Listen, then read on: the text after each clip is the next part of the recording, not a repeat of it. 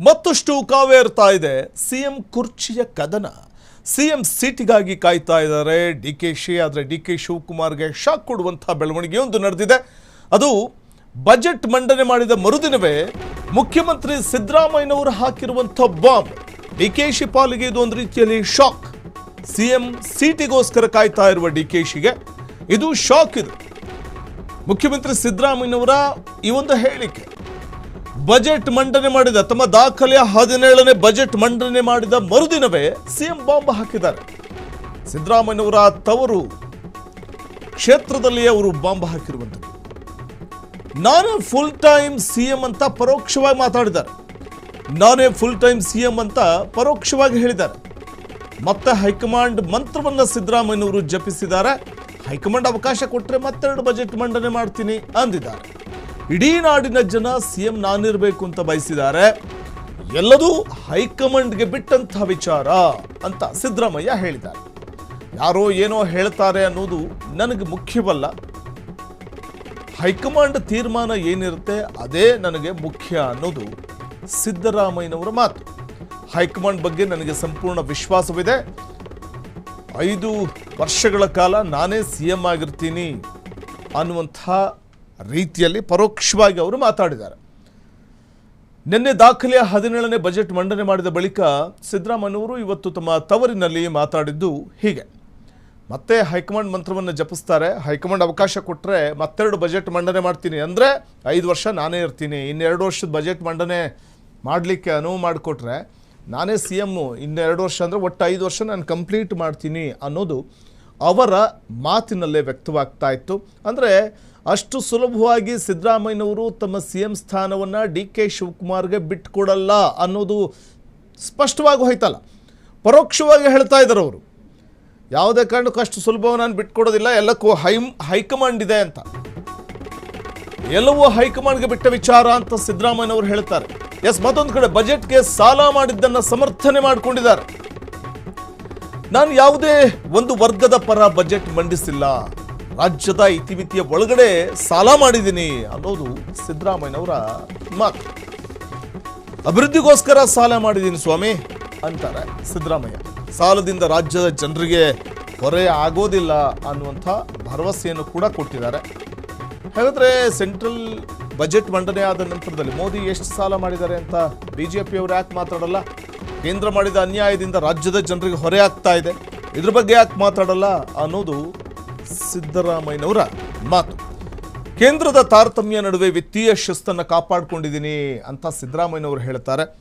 ಯಾಕಂದರೆ ಮುಖ್ಯವಾಗಿ ಸಿದ್ದರಾಮಯ್ಯನವರು ತಾವು ಮಂಡನೆ ಮಾಡಿದಂಥ ಬಜೆಟ್ ವಿಚಾರವಾಗಿ ಮಾತಾಡುವಾಗ ಈಗ ಬಿ ಜೆ ಪಿಯವರು ಮಾತಾಡ್ತಾರೆ, ಚೊಂಬಿಡ್ಕೊಂಡು ಪ್ರೊಟೆಸ್ಟ್ ಮಾಡಿದ್ರು. ಬಜೆಟ್ ಮಂಡನೆ ಮಾಡಿದ ನಂತರದಲ್ಲಿ ರಾಜ್ಯಕ್ಕೆ ಸಿಕ್ಕಂಥ ಚೊಂಬಿದು, ಈ ಬಜೆಟ್ ಕೇವಲ ಬರೀ ಚೊಂಬು, ಸಿದ್ದರಾಮಯ್ಯನವರು ಕೊಟ್ಟಿದ್ದು ಚೆಂಬು ಬಜೆಟ್ಟು ಅಂತ.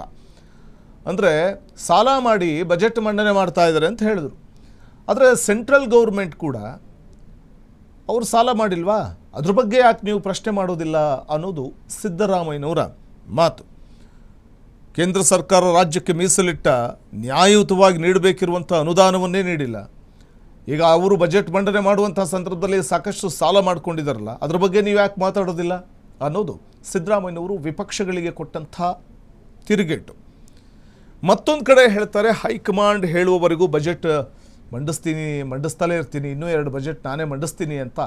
ಇಲ್ಲಿ ಪ್ರಧಾನಿ ನರೇಂದ್ರ ಮೋದಿಯವರ ವಿಚಾರವಾಗಿಯೂ ಮಾತಾಡುವಂತಹ ಸಂದರ್ಭದಲ್ಲಿ ಸಿದ್ದರಾಮಯ್ಯನವರು ಈ ಸ್ಟೇಟ್ಮೆಂಟ್ ಒಂದನ್ನು ಕೊಡ್ತಾರೆ. ಇನ್ನೆರಡು ಬಜೆಟ್ ನಾನೇ ಮಂಡನೆ ಮಾಡ್ತೀನಿ ಅಂತ ಹೇಳೋ ಮೂಲಕ 5 ವರ್ಷ ನಾನೇ ಸಿ ಎಂ ಅಂತಾರೆ. ಮತ್ತೊಂದು ಕಡೆ ಸಾಲ ಮಾಡಿ ಬಜೆಟ್ ಮಂಡನೆ ಮಾಡಬೇಕಿತ್ತ ಆರ್ಥಿಕ ಹೊರೆಯನ್ನು ರಾಜ್ಯದ ಜನರಿಗೆ ಹೊರಿಸೋದಕ್ಕೆ ಮುಂದಾಗ್ತಾ ಇದ್ದಾರೆ ಸಿದ್ದರಾಮಯ್ಯ ಅನ್ನುವಂಥ ವಿಪಕ್ಷಗಳ ಹೇಳಿಕೆಗೂ ಕುಟುಕಿದ್ದಾರೆ.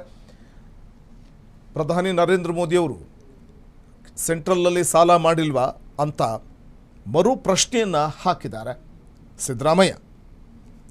ಒಂದು ಕಡೆ ಎಚ್ ಡಿ ಕುಮಾರಸ್ವಾಮಿ ಅವರು ಕೂಡ ನಿನ್ನೆ ಒಂದು ಸ್ಟೇಟ್ಮೆಂಟ್ ಕೊಡ್ತಾರೆ. ಬಜೆಟ್ ಮಂಡನೆ ಆದ ಬಳಿಕ ಸಿದ್ದು ದಾಖಲೆ ಮಾಡೋದಕ್ಕೆ ಹೋಗಿ ರಾಜ್ಯವನ್ನು ದಿಕ್ಕಾಪಾಲಾಗಿಸಿದ್ದಾರೆ, ಸಾಲ ಗ್ಯಾರಂಟಿಯಿಂದ ಭಯ ಶುರುವಾಗಿದೆ ಅಂತ ಕುಮಾರಸ್ವಾಮಿ ಗುಡುಗಿದ್ರು.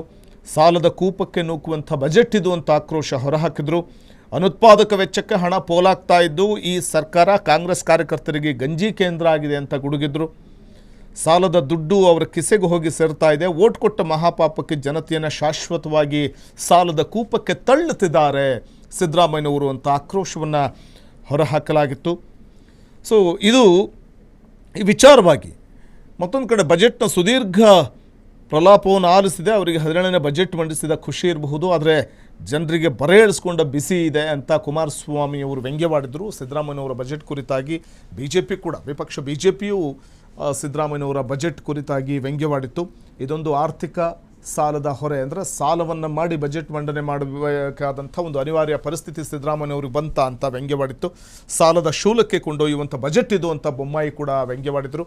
ಈ ವಿಚಾರವಾಗಿ ಮಾತಾಡಿರುವ CM ಸೆಂಟ್ರಲ್ ಗೌರ್ಮೆಂಟ್ ಸಾಲ ಮಾಡಿಲ್ವಾ ಅಂತ ಮರು ಪ್ರಶ್ನೆ ಎಸೆದರು.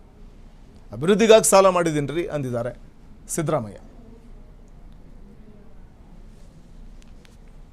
ಕ್ಷಣ ಕ್ಷಣದ ಸುದ್ದಿಗಳಿಗಾಗಿ ಫ್ರೀಡಂ ಟಿವಿ ಸಬ್ಸ್ಕ್ರೈಬ್ ಮಾಡಿ, ಲೈಕ್ ಮಾಡಿ ಹಾಗೂ ಫಾಲೋ ಮಾಡಿ. ಹೊಸ ಸುದ್ದಿಗಳ ನೋಟಿಫಿಕೇಶನ್ಗಾಗಿ ಬೆಲ್ ಐಕಾನ್ ಮೇಲೆ ಕ್ಲಿಕ್ ಮಾಡಿ.